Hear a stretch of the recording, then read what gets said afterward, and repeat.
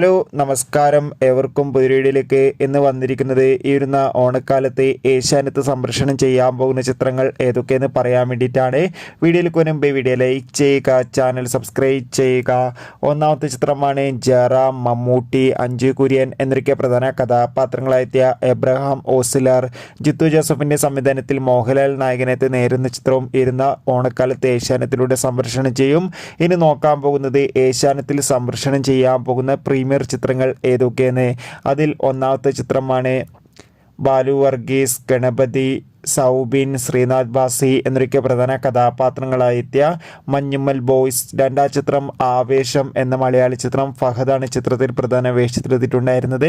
ചിത്രം മികച്ച വിജയം തന്നെയായിരുന്നു. കുഞ്ചാക്കോബൻ, സുരാജ് എന്നൊക്കെ പ്രധാന കഥാപാത്രങ്ങളായെത്തിയ ഗിർ എന്ന ചിത്രവും ഏഷ്യാനെറ്റിലൂടെ സംപ്രേഷണം ചെയ്യും. എന്തായാലും കാത്തിരിക്കാം ചിത്രങ്ങളുടെ റിലീസിനായി. അടുത്തൊരു വീഡിയോയിൽ കാണും വരെ ഏവർക്കും ബൈ ബൈ.